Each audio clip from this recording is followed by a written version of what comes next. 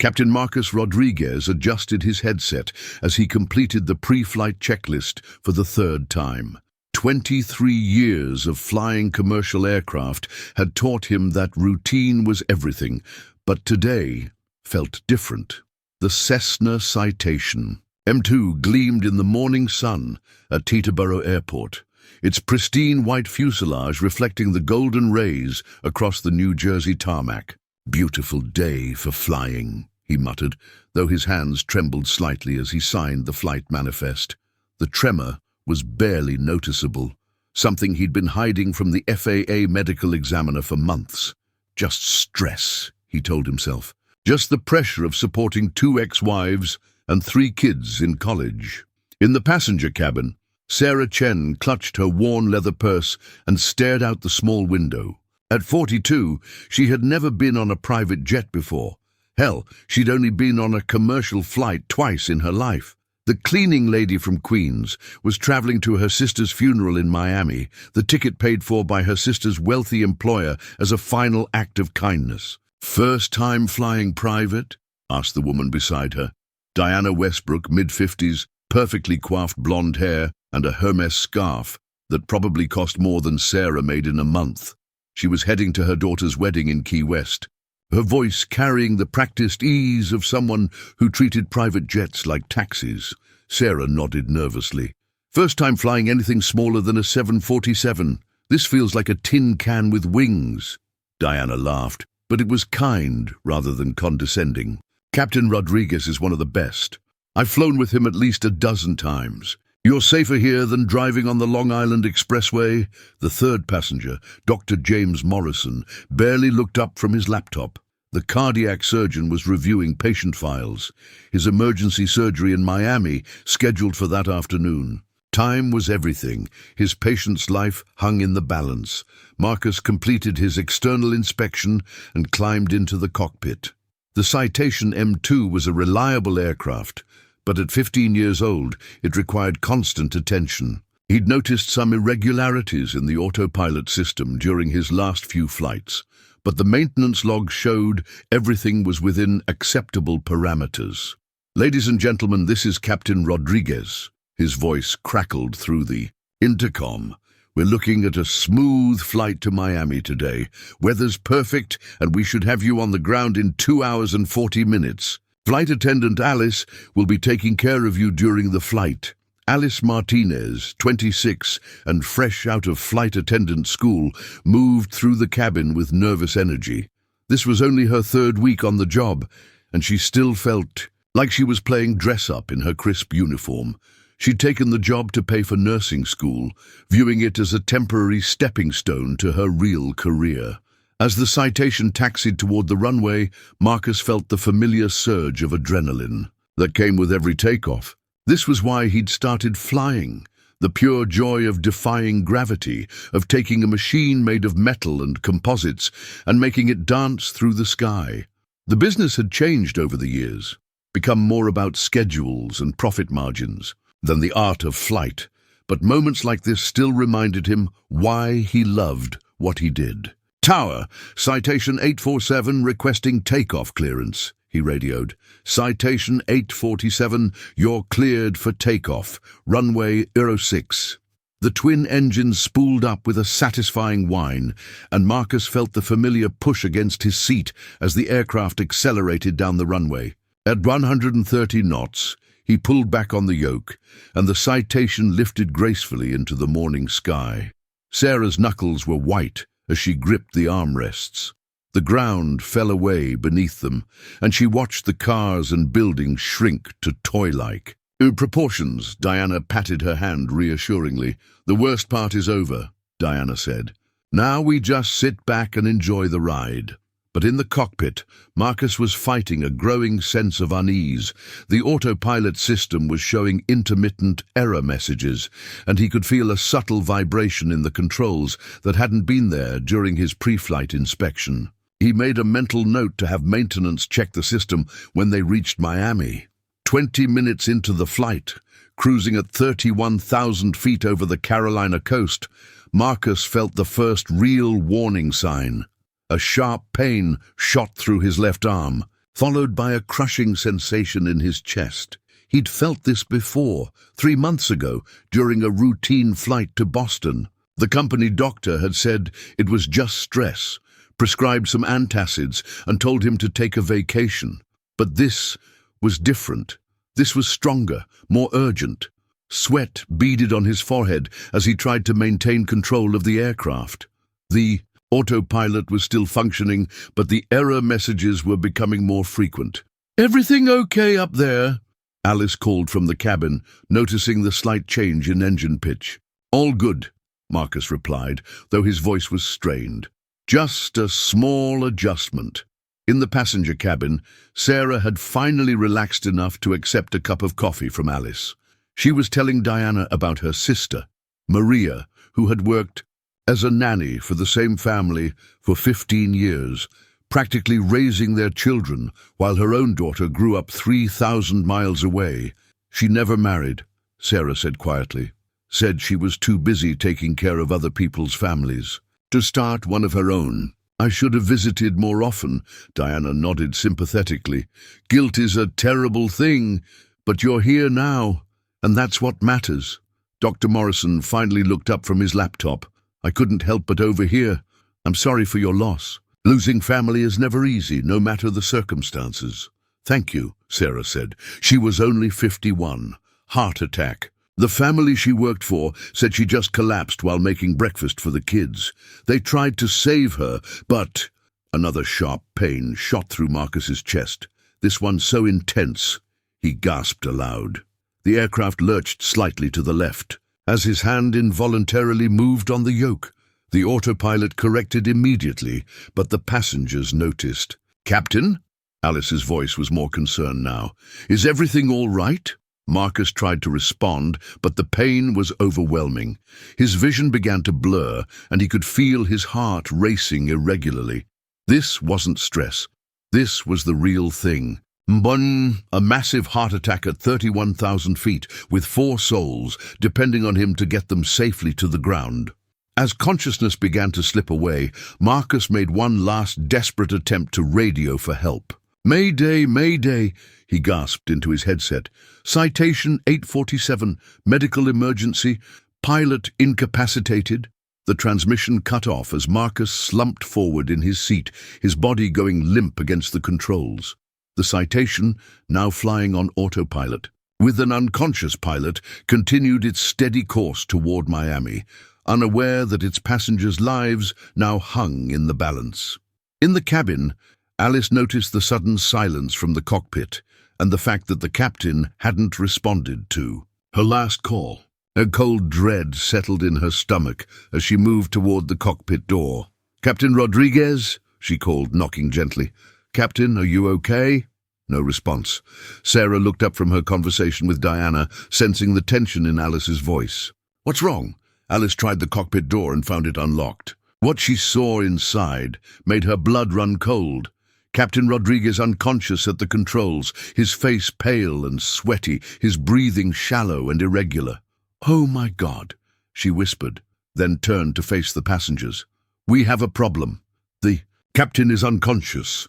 The words hung in the air like a death sentence. 31,000 feet above the earth, with no pilot conscious to fly the plane, 4 people faced the terrifying reality that their lives were now in the hands of fate, and whatever skills they could muster among themselves. The Citation M2 continued its steady flight path, the autopilot maintaining course and altitude, while its human commander lay unconscious in the left seat. In the cabin, 4 people stared at each other in stunned silence, the weight of their situation settling like lead in their stomachs. Dr. Morrison was the first to react, his medical training overriding the shock. "Let me through," he said firmly, pushing past Alice toward the cockpit. "I need to check on the captain." Sarah felt her world spinning. This couldn't be happening.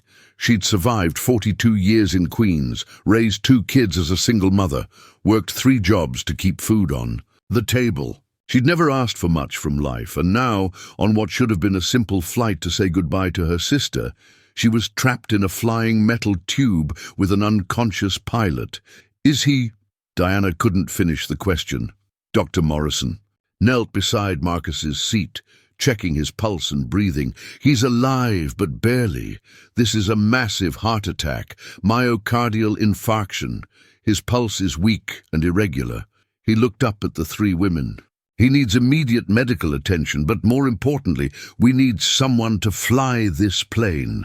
Alice's face had gone pale. I don't know how to fly.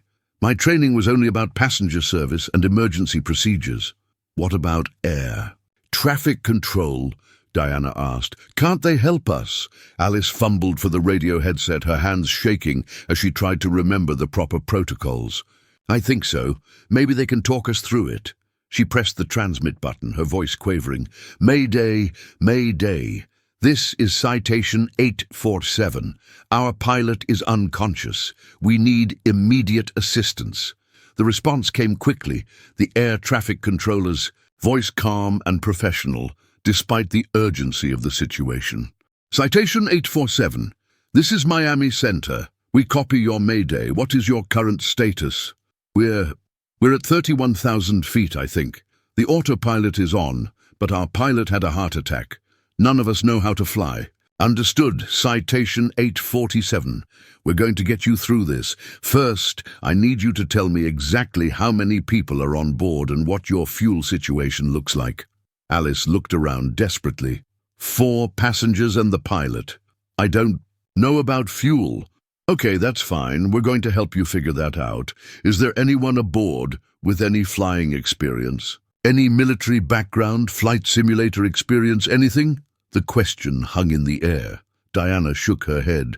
I've been a passenger thousands of times, but that's it. Dr. Morrison spoke up.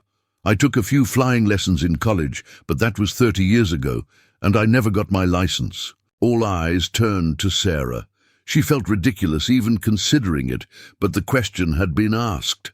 My late husband was in the Air Force. He used to take me to air shows, and we played a lot of flight simulator games with our kids. But that was just games. This is real. How much simulator time? The controller asked, having heard her response through the open radio. Hundreds of hours, maybe more. My son got me addicted to Microsoft Flight Simulator during COVID. I know it sounds stupid, but I got pretty good at it. Even learned to fly different aircraft types, including small jets. Dr. Morrison stared at her. You're serious? You've actually practiced flying jets? On a computer, Sarah emphasized. This is completely different. People's lives are at stake. Alice looked around the cabin, then back at Sarah. You're the closest thing we have to a pilot right now. The controller's voice came through the radio again.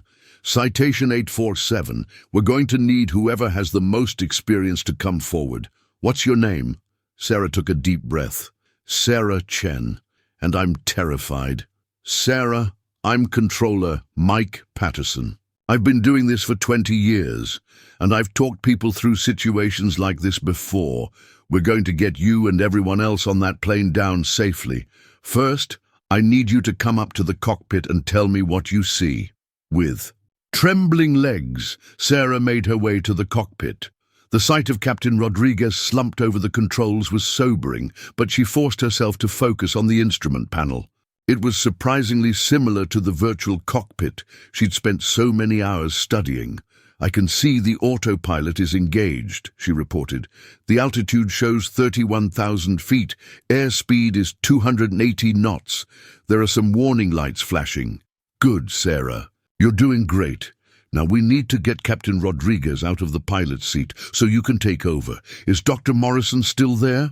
Yes, I'm here, the doctor replied. But moving him could be dangerous in his condition. I understand, Doctor, but we need Sarah in that seat. The autopilot won't fly this plane forever, and we need to start our descent soon. Working together, Dr. Morrison and Alice carefully moved the unconscious pilot to the back of the cockpit area, making him as comfortable as possible. Sarah slid into the left seat, her hands trembling as she grasped the yoke. This is insane, she whispered. I clean office buildings for a living. I shouldn't be sitting here. Sarah, Mike's voice was steady and reassuring. Right now, you're the most qualified person on that aircraft to fly it. Those simulator hours weren't wasted. They've prepared you for this moment. I'm going to walk you through everything step by step.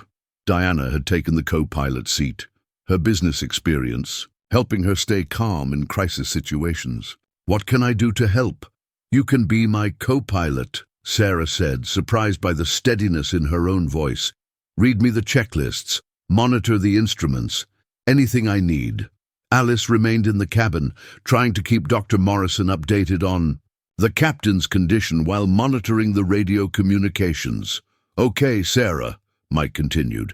The first thing we need to do is start a gradual descent. Miami is about 300 miles south of your current position. We're going to bring you down slowly and get you lined up for the longest runway at Miami International. How do I start the descent? In the simulator, I just adjust the autopilot altitude. Same principle here. Do you see the altitude selector on the autopilot panel? It should be a knob or digital display showing 31,000. Sarah scanned the panel, her simulator experience helping her identify the controls. Got it. There's a knob here that says Alt-SEL. Perfect.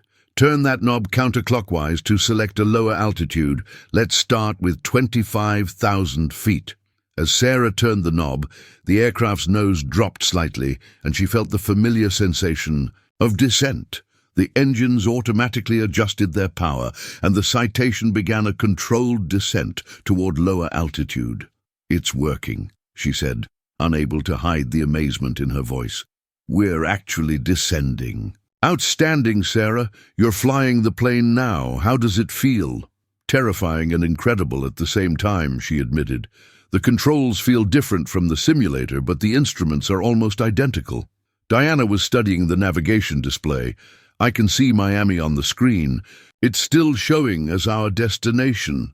That's good news, Mike said. The flight plan is still active. Sarah, we're going to continue this descent, but we need to talk about landing.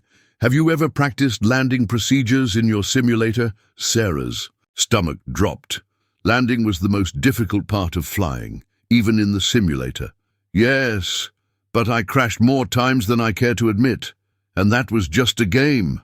This isn't a game anymore, Dr. Morrison called from the back, where he was still monitoring the captain's condition. His pulse is getting weaker. We need to get on the ground as soon as possible. Mike's voice remained calm. Sarah, I want you to know that Miami Tower is clearing all other traffic. You're going to have the longest runway all to yourself, and we're going to have emergency vehicles standing by.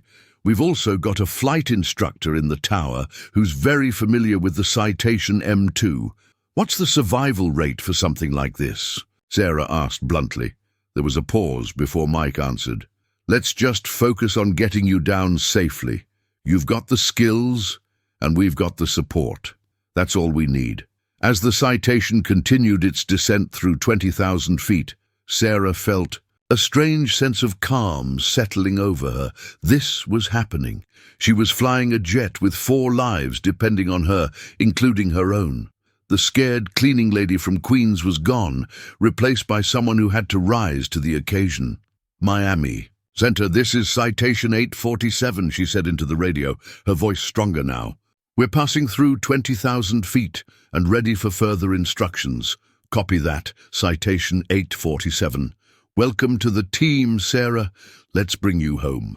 At 15,000 feet, the Citation M2 flew through a layer of scattered clouds, the Florida coastline, becoming visible through the haze. Sarah's hands had stopped trembling, her focus now entirely on the instruments before her. The terror was still there, lurking beneath the surface, but it was manageable now, channeled into an intense concentration she'd never experienced before. Sarah, you're doing phenomenally well. Mike's voice came through the headset. We're going to start configuring the aircraft for landing. First, we need to slow down. Your current speed is 280 knots, and we need to get that down to around 200 for the approach. Diana was proving to be an invaluable co-pilot, her natural organizational skills helping her quickly learn to read the instruments. The speed tape on the right side of the display shows our current speed, she reported, and there's a magenta line showing our target speed. Exactly right, Mike confirmed. Sarah, you need to pull back on the throttles. Those are the 2. Levers between the seats. Pull them back slowly until the speed starts to decrease. Sarah found the throttle levers and eased them back gradually. The engine noise decreased and she felt the aircraft slow down. Speed is coming down. 270, 260, 250. Perfect. Now we need to extend the landing gear. In the simulator, do you remember how to do that? There should be a gear handle. Somewhere, Sarah said, scanning the cockpit. In the simulator, it was usually a lever with a wheel symbol. Look on the right side of the center console, Diana suggested, studying the various controls. There's a lever here with a wheel on. Sarah found the gear handle and moved it to the down position. The aircraft shuddered slightly as the landing gear extended and 3 green lights appeared on the instrument panel. Gear is down and locked, she reported. 3 green lights. Excellent. Now we need to configure the flaps. This is going to change how the aircraft handles, so be prepared. Alice had been monitoring the radio from the cabin, but now she moved closer to the cockpit. "How's the captain doing?" she asked Dr. Morrison. "Still unconscious, but his pulse is slightly stronger. Getting him to a hospital quickly is critical.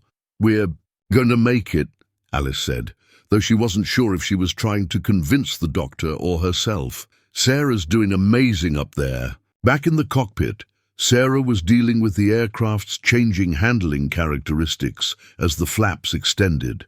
"It feels different now, heavier, like it wants to descend faster." "That's normal," Mike assured her. "The flaps create more lift at lower speeds, but they also create more drag. You're going to need to add a little power to maintain your descent rate." The Miami skyline was clearly visible now, a sprawling metropolis of glass and steel stretching from the coast inland. Sarah had never seen her destination from this angle before, and despite everything, she felt a moment of awe at the view. Citation. 847, this is Miami Tower. A new voice came over the radio. "I'm Controller Janet Rodriguez, no relation to your captain. I'm going to handle your approach and landing. How are you feeling, Sarah?" "Scared but focused," Sarah replied honestly. "The airplane seems to be cooperating with me so far." "That's all we can ask for.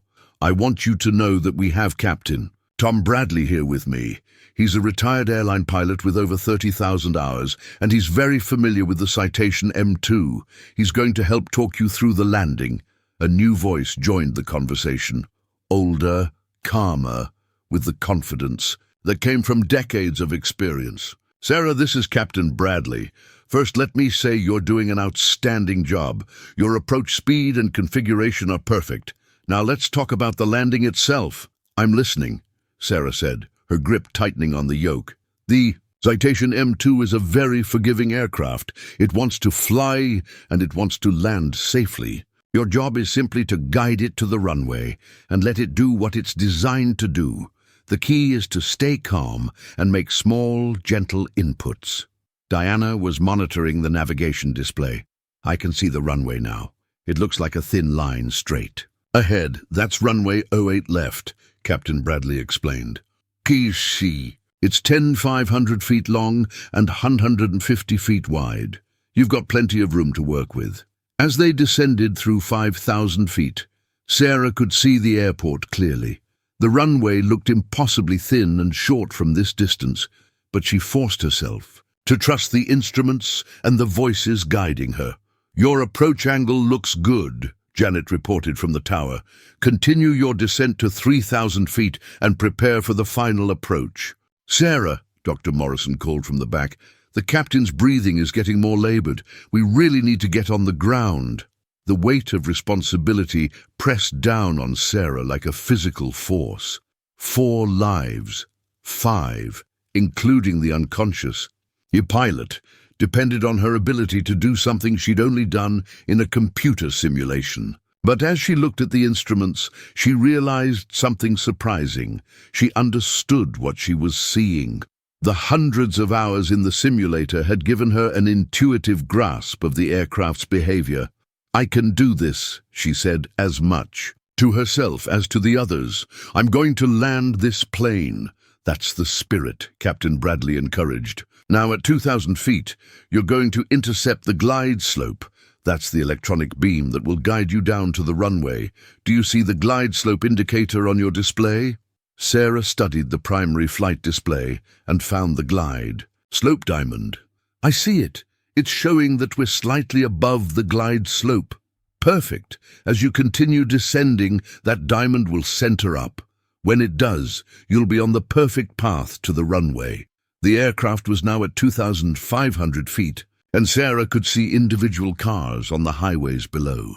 The runway was clearly visible, a strip of concrete that seemed to grow larger with each passing second. "Glide slope is alive," she reported as the diamond centered on her display. "We're on the approach path." "Beautiful," Captain Bradley said. "Now maintain your current speed and descent rate. The runway is going to look like it's coming up fast, but that's normal. Trust your instruments and your instincts." Alice had moved to one of the cabin windows and was watching the ground rush up to meet them. "I can see the emergency vehicles," she reported. "Fire trucks, ambulances, the whole fleet." "Standard procedure," Janet assured her. "They're just being cautious. Sarah's going to make a smooth landing." At 1,000 feet, Sarah felt the aircraft encounter some turbulence. The roiling air stirred up by the buildings and pavement below. The Citation bounced slightly, and she made small corrections to keep it on course. "Steady," Captain Bradley coached. "You're doing great. Small inputs, gentle corrections. The runway's right there." Diana was amazed by Sarah's transformation. The nervous cleaning lady who had boarded the plane in New Jersey was gone, replaced by someone who seemed born to fly. Her movements were precise, her voice steady, her focus absolute. 500 feet, Sarah called out, reading the radar. "Altimeter. Speed is 130 knots. "Perfect speed for landing," Captain Bradley confirmed. "At 100 feet, you're going to start your flare. That means gently pulling back on the yoke to raise the nose slightly. This will slow your descent rate and set you up for a smooth touchdown." The runway was rushing up now, filling the windscreen. Sarah could see the touchdown zone markers, the center line, the painted numbers. Her heart was pounding, but her hands were steady. 100 feet, she called out. "Begin your flare," Captain Bradley instructed. "Gentle back pressure on the yoke. Feel the aircraft settling." Sarah pulled back gently on the yoke, and the Citation's nose came up slightly. The descent rate decreased, and she felt the aircraft floating just above the runway's surface. 50 feet, 40, 30. The main landing gear touched down with a solid thump, and Sarah instinctively pulled back on the yoke to keep the nose gear from slamming down too hard. The aircraft rolled straight down the center line, and she applied the brakes gently. "We're down!" she shouted. "We're actually down!" The radio exploded with congratulations from the tower, and in the cabin, Alice was crying tears of relief. Diana was clapping, and even Dr. Morrison allowed himself a smile as he continued monitoring the captain's condition. But Sarah wasn't done yet. She still had to taxi the aircraft to the gate, where paramedics were waiting for Captain Rodriguez. And she was the only one who knew how to operate the aircraft's systems. "Sarah," Captain Bradley's voice cut through the celebration, "you need to taxi to the gate. Do you remember how to steer the aircraft on the ground?" "The tiller wheel," she said, her simulator training still guiding her. "And I need to keep the speed down." As the Citation slowly taxied toward the gate, Sarah finally allowed herself to believe that they had actually made it. She had landed a jet aircraft, saved 4 lives, and done something that most people would consider impossible. But the real test was just beginning. Now she had to live with what she had accomplished and figure out how this experience would change the rest of her life. The Citation M2 rolled to a stop at Gate A12, where a small army of emergency responders waited. Paramedics, firefighters, and airport officials surrounded the aircraft as soon as Sarah shut down the engines. The silence that followed was deafening. No more engine noise, no more radio chatter, just the sound of her own heartbeat pounding. In her ears, "Sarah, this is Captain Bradley," came the voice through her headset. "You need to shut down the aircraft completely. do you remember the shutdown procedure from your simulator training? Sarah's hands moved almost automatically across the instrument panel, flipping switches and turning knobs in the sequence she'd practiced hundreds of times. Engines off, electrical systems off, battery master off, she reported, her voice hoarse from tension. Perfect. Now just sit there for a moment and let it sink in. You just accomplished something extraordinary. Through the cockpit windows, Sarah could see the paramedics rushing toward the aircraft with their equipment. Within moments, they were aboard, Dr. Morrison briefing them on Captain Rodriguez's condition as they began their assessment. Massive MI, approximately 90 minutes ago, Dr. Morrison reported. Pulse weak and irregular, blood pressure probably critically low. He needs immediate catheterization. The lead paramedic, a stocky man in his 40s named Carlos, nodded. Grimly, we've got a cardiac team standing by at Jackson Memorial. How long until we can move him? Now, Dr. Morrison said. Every minute counts. As the paramedics carefully transferred Captain Rodriguez to a gurney, Sarah remained in the pilot's seat, unable to move. The magnitude of what had just happened was beginning to hit her. Diana placed a gentle hand on her shoulder. Sarah, you saved our lives, she said softly. You saved all of our lives. I can't believe I actually did it, Sarah whispered. I keep thinking I'm going to wake up from this dream. Alice was crying again, but these were tears of relief and gratitude. You're a hero, Sarah. A real hero. The aircraft door opened, and FAA officials began boarding, led by a tall, serious-looking man in his 50s. Inspector David Walsh had been investigating aviation incidents for 20 years, but he'd never seen anything quite like this. Ms. Chen, he asked, approaching the cockpit. I'm Inspector Walsh with the FAA. I need to ask you a few questions about what happened up there. Sarah finally unbuckled her seatbelt and stood up on unsteady legs. Am I in trouble? I know I don't. Have a pilot's license. Ma'am, you're not in any trouble, Walsh assured her. What you did was perfectly legal under emergency circumstances. In fact, what you did was remarkable. I've been in aviation for 30 years, and I've never seen a better emergency landing by an unlicensed pilot. The questions came rapidly. Walsh wanted to know about Sarah's simulator experience, her understanding of the aircraft systems, the sequence of events that led to the captain's incapacitation. Sarah answered as best she could, still feeling like she was in a dream. How many hours of simulator time would you estimate you have? Walsh asked. Probably close to 1,000 hours over the past 5 years, Sarah said.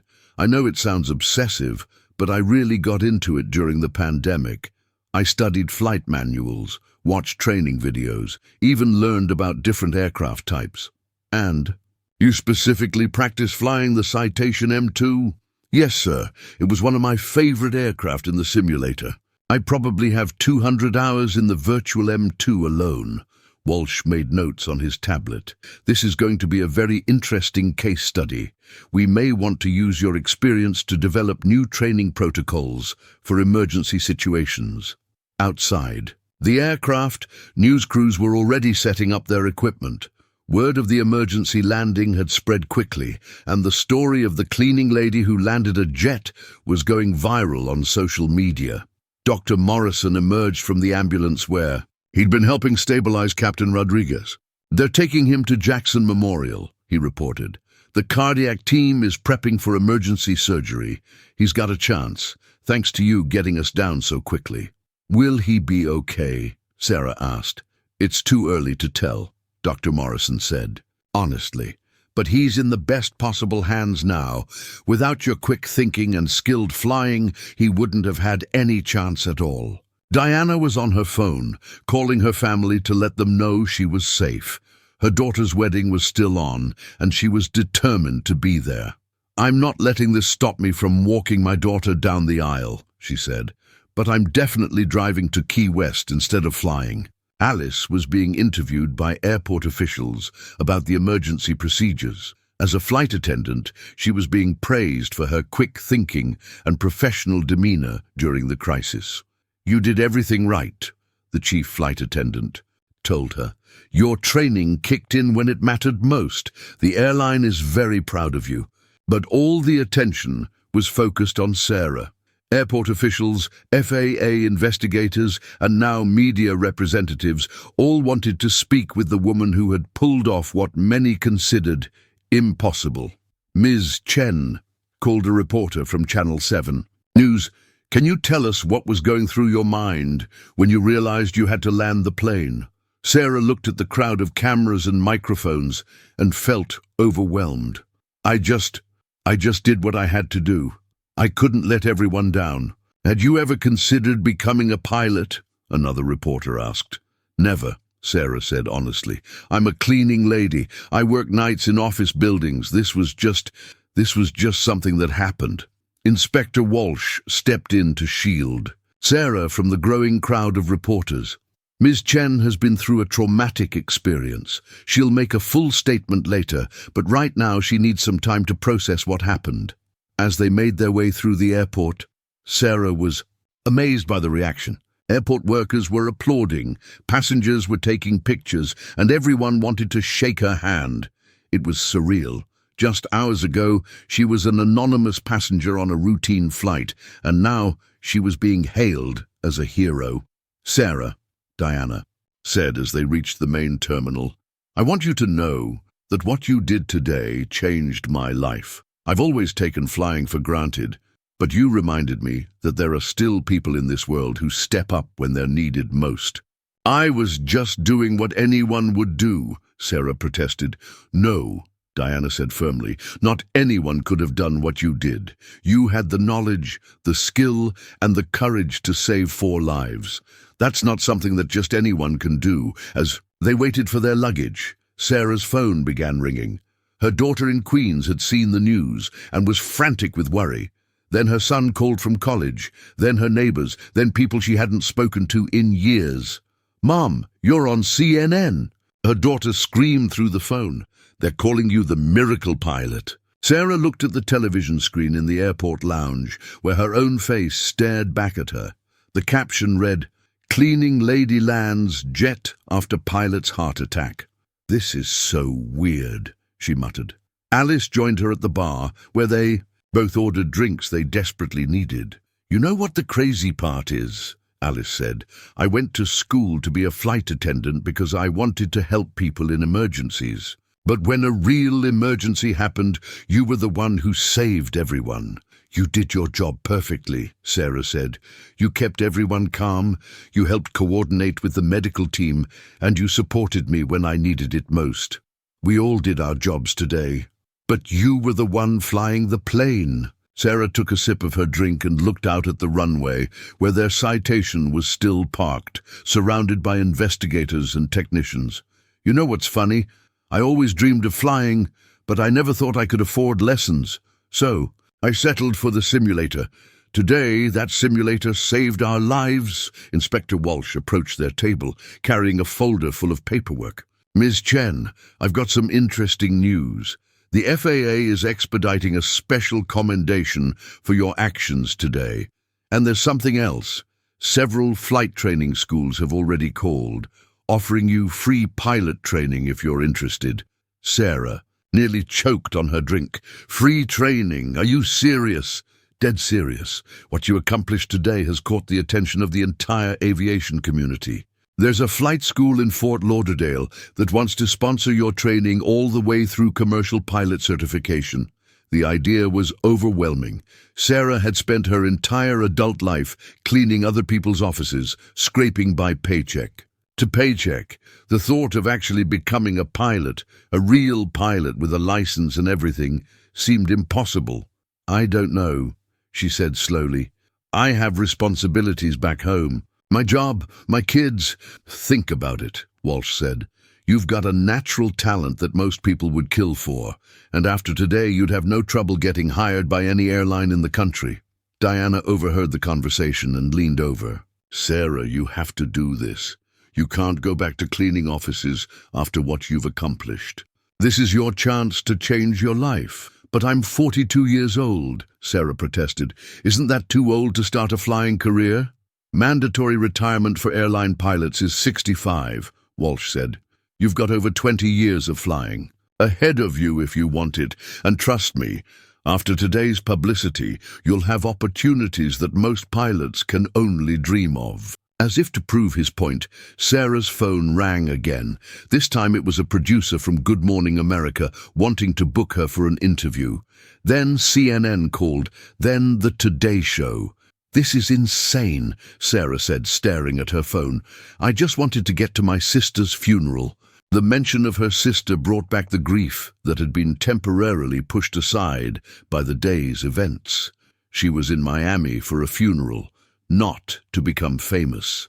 The weight of her loss, combined with the adrenaline crash from the emergency landing, suddenly hit her all at once.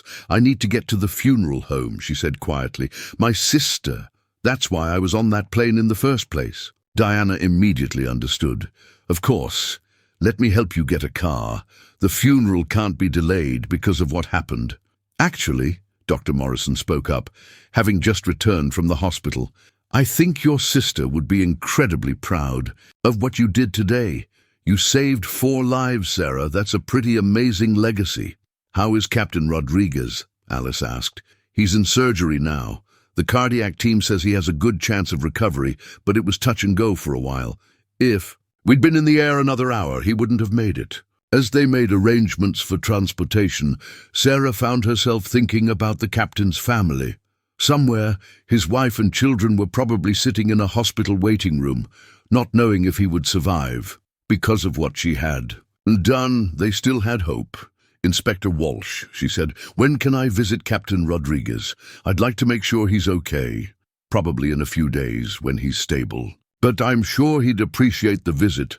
In fact, he's going to owe you his life. We all owe each other our lives, Sarah corrected. Diana kept me calm. Alice coordinated everything. Dr. Morrison took care of the captain. This wasn't just me. This was all of us working together. Spoken like a true pilot, Walsh said with a smile. That kind of crew resource management is exactly what we teach in commercial aviation.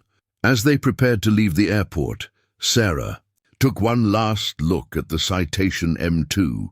Just hours ago, she had been a passenger on that aircraft, heading to a funeral and feeling sorry for herself. Now she was walking away as someone completely different, someone who had faced an impossible situation and found the strength to handle it. Sarah, Diana said as they waited for their cars, I want you to have something. She pulled out a business card. I'm the VP of Operations for a corporate aviation company. When you get your pilot's license, call me. I'll have a job waiting for you. You don't have to do that, Sarah protested. Yes, I do. Today you showed me what real courage looks like. I'd be honored to have you flying for our company. As Sarah's taxi pulled up to take her to the funeral home, she realized that her sister's death had somehow led to her own rebirth. Maria had spent her life taking care of other people's families, never getting the recognition she deserved. Today, Sarah had taken care of 4 strangers in a way that the whole world would remember. I love you, Maria, she whispered as the taxi pulled away from the airport. I hope you saw what happened today. I hope you're proud of your little sister. In the distance, emergency vehicles were still clustered around the Citation M2, and Sarah could see investigators documenting every detail of their miraculous landing. Tomorrow, the story would be front page, news around the world. But tonight, she had a funeral to attend and a sister to say goodbye to. The scared cleaning lady from Queens was gone forever, replaced by someone Sarah was just beginning to understand. As the Miami skyline passed by her window, she found herself looking up at the sky and imagining what it would feel like to be up there again, this time as a real pilot with a real license and the confidence that came from knowing she could handle whatever challenges came her way. The future was suddenly full of possibilities she had never dared to imagine. 3 months later, Sarah Chen stood in the flight training center at Embry-Riddle Aeronautical University in Daytona Beach, wearing a crisp white shirt with pilot's epaulets. The transformation was remarkable. Gone was the nervous cleaning lady who had boarded the Citation in New Jersey, replaced by a confident woman who moved through the training facility with purpose and determination. "How are you feeling about your check ride tomorrow?" asked Captain Jennifer Mills, Sarah's primary flight instructor. At 35, Jennifer was one of the youngest chief instructors at the school, and she had been personally selected to oversee Sarah's accelerated training program. "Nervous, but ready," Sarah replied, reviewing her checklist one final time. "I still can't believe how fast this has all happened." The past 3 months had been a whirlwind. After Maria's funeral, a beautiful service where Sarah had shared the story of her emergency landing as a tribute to her sister's memory, Sarah had made the decision to accept the scholarship offers. She quit her job in Queens, temporarily moved to Florida, and threw herself into flight training with an intensity that amazed her instructors. "Your emergency landing experience actually gave you a huge advantage," Jennifer explained. "Most student pilots are terrified of their first solo flight. You've already proven to yourself that you can handle a real aircraft under pressure. That confidence shows in everything you do." The media attention had been overwhelming at first. Sarah had appeared on every major news program, telling her story to millions of viewers. The Discovery Channel was producing a documentary about her experience, and a major publisher wanted her to write a book. But through it all, she remained focused on her goal, becoming a real pilot. "Miss Chen?" A young man in a student pilot uniform approached nervously. "I'm sorry to bother you, but could I get a picture? You're kind of a legend around here." Sarah smiled and posed for the photo. She was still getting used to being recognized, but she tried to be gracious about it. Her story had inspired thousands of people to pursue their own dreams of flying, and flight schools across the country reported record enrollment numbers. "Thanks," the student said. "I'm starting my instrument training next week because of you. My instructor says if a cleaning lady can land a jet, I can definitely learn to fly in the clouds." After the student left, Jennifer shook her head in amazement. "You have no idea how much you've impacted aviation. The FAA is completely rewriting their emergency procedures manual based on your experience. They're calling it the Sarah Chen Protocol." The training had been intensive but rewarding. Sarah's simulator experience had given her an excellent foundation, but actually flying real aircraft was different in ways she was still discovering. The physical sensations, the real weather, the actual responsibility for expensive equipment. It all added layers of complexity that no computer simulation could fully replicate. "Let's go over the check ride procedure one more time," Jennifer said as they walked toward the briefing room. "The examiner is going to test everything. Takeoffs, landings, emergency procedures, instrument flying, navigation, radio communications. Are you ready for all of it?" "I think so," Sarah said. "Though I have to admit, the idea of someone judging my flying still makes me nervous. When I landed that citation, I was just trying to survive. Tomorrow, I'll be trying to prove I'm qualified." "To be a professional pilot, you're more than qualified," Jennifer assured her. "Your natural feel for the aircraft is exceptional. I've trained hundreds of pilots, and very few have your instinctive understanding of how an airplane behaves." They entered the briefing room where several other instructors were waiting. Word had spread that Sarah was taking her commercial check ride, and many of the faculty wanted to wish her luck. Sarah, called Chief Instructor Bob Patterson, a grizzled veteran with over 15,000 flight hours, "How does it feel to be the most famous student pilot in history?" "Honestly, it feels surreal," Sarah admitted. 6 months ago, I was emptying trash cans in Manhattan office buildings. Now I'm about to become a commercial pilot. Sometimes I wake up thinking I'm still dreaming." "Well, if you are dreaming, don't wake up," Bob said with a grin, "because tomorrow you're going to earn those wings for real." As the instructors dispersed, Sarah's phone buzzed with a text message. It was from Diana Westbrook, the passenger who had been her co-pilot during the emergency landing. "Good luck tomorrow. The Citation is fueled and ready for your first official flight as our newest corporate pilot. Don't keep us waiting too long. Diana." True to her word, Diana had held open a position at her aviation company. The job offer was generous, more money than Sarah had ever dreamed of making, flying corporate executives around the country in modern jets. It was a far cry from her old life in Queens. "Any word from Captain Rodriguez?" Jennifer asked, noticing Sarah reading her messages. "He's doing great," Sarah said, smiling. "Full recovery, back to flying next month. He sent me a message yesterday, saying he wants to fly co-pilot with me sometime, just to see what it's like to fly with the woman who saved his life." Captain Rodriguez's recovery had been one of the bright spots in an already incredible story. The heart attack had been massive, but quick medical intervention had prevented permanent damage. He'd been so grateful to Sarah that he'd insisted on contributing to her training fund, along with dozens of other pilots who had been inspired by her story. "What about your kids?" Jennifer asked. "How are they handling their mom becoming famous?" "They think it's pretty cool," Sarah said. "My daughter wants to be a pilot now, too. She's starting her private pilot training next year. My son jokes that he's going to become a flight engineer so we can fly together." The next morning dawned clear and calm, perfect weather for a check ride.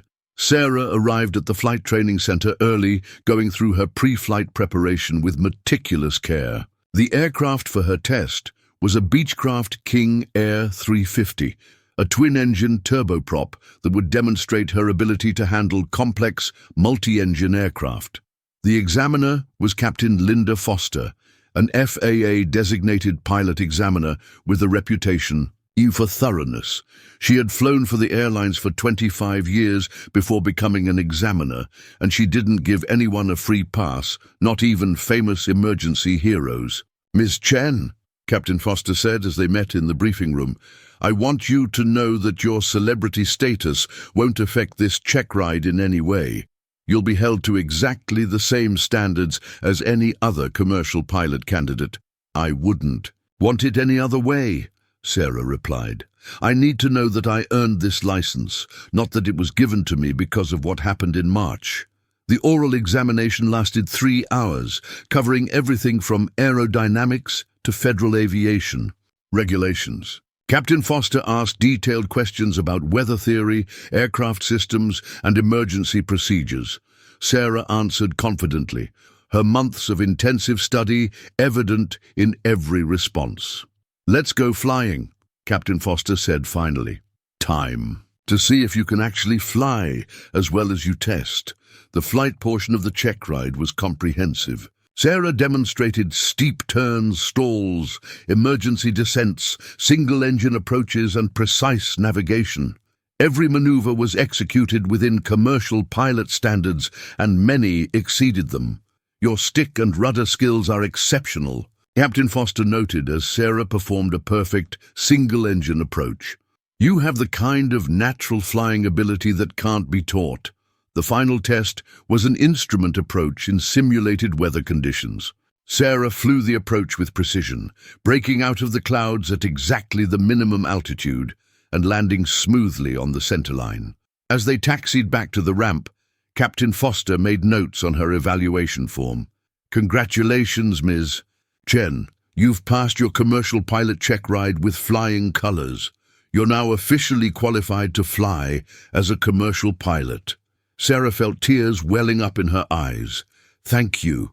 This means everything to me." "You earned it," Captain Foster said. "But I have to ask, after everything you've been through, why was getting this license so important to you? You could have made a career out of speaking engagements and book deals." Sarah thought for a moment before answering. "Because landing that citation was just the beginning, not the end. I discovered something about myself that day, something I never knew existed. I'm not content to be famous for one moment of my life.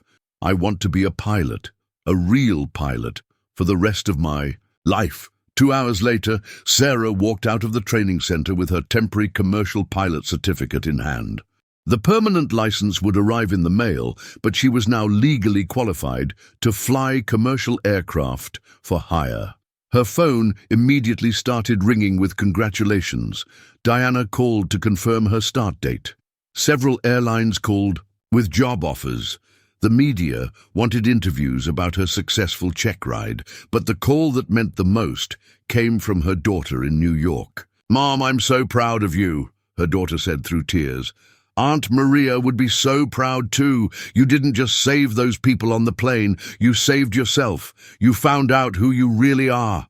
As Sarah drove toward the airport for her first official flight as a commercial pilot, she reflected on the incredible journey that had brought her to this moment.